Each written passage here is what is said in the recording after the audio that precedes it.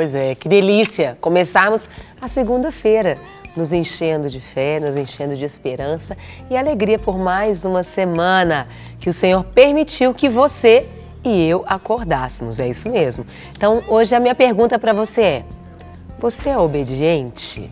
É isso mesmo, você é obediente?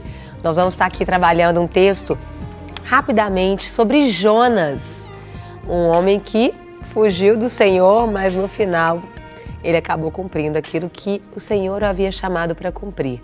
E eu quero que você abra a sua Bíblia em Jonas 1, a partir do verso 1, fala o seguinte: a palavra do Senhor veio a Jonas, filho de Amitai, com esta ordem: vá depressa à grande cidade de Nínive e pregue contra ela, porque a sua maldade subiu até a minha presença.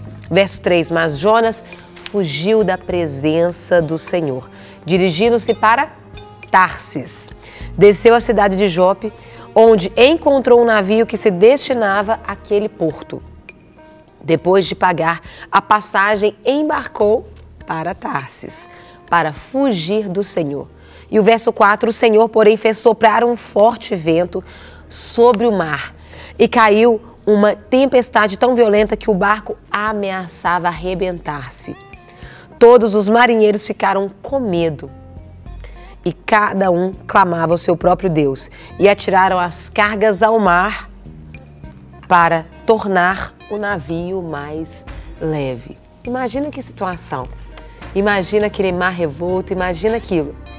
Mas algo interessante que eu quero compartilhar com você é se você tem obedecido às ordenanças de Deus. Jonas, ele fugiu, Deus havia dado uma direção a ele. Vá a Nínive e pregue aquele povo. Mas Jonas não quis. É lógico que se você for estar estudando a história, né, o pessoal de Nínive era um povo que, aos nossos olhos naturais, não merecia receber essa palavra do Senhor de salvação, porque era um povo mau. Mas Deus não vê com os nossos olhos. Deus vê de uma forma diferente. O nosso Deus é um Deus que vê além do natural. E ele disse: não, eu quero que meu amor seja derramado ali. E aí havia convocado ali Jonas para ir cumprir esse chamado. O que Jonas fez? Não aceitou. Não quero. Ele mesmo comprou uma passagem e foi para Tarsis. E trouxe um grande tumulto. E eu tenho uma pergunta para você hoje.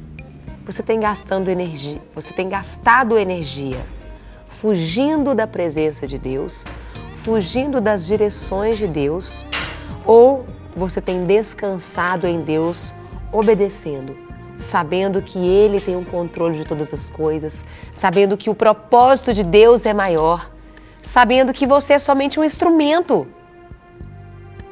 E é interessante quando eu observo essa atitude aqui de Jonas, eu vejo que ele não arrumou confusão só para ele, não. Ele arrumou confusão para todos que estavam ao redor dele, porque aonde ele foi, ele trouxe confusão.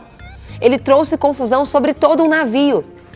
Por quê? Ele estava fugindo de um propósito de Deus. Eu te pergunto, será que a sua falta de obediência pode estar trazendo tumulto para outras pessoas aonde você está também? Comece a pensar aí na sua vida, como tem sido dentro da sua casa, como tem sido ali no seu trabalho, no seu ministério. Quando nós não estamos no lugar certo, nós trazemos um problema não só para nós, mas para outros também. Então eu quero que você reflita hoje, como tem sido aí a sua obediência.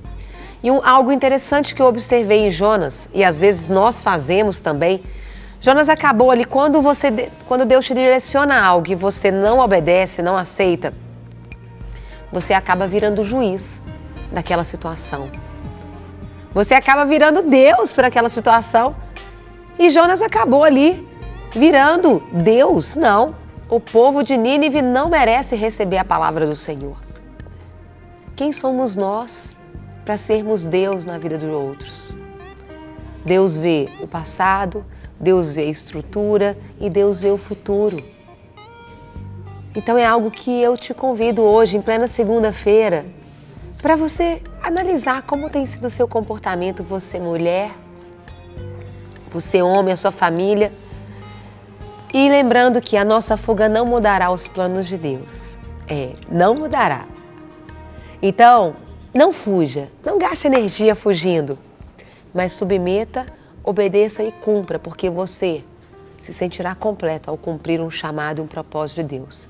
Porque Deus ordenará, Ele ordena a bênção sobre aquilo que Ele determinou.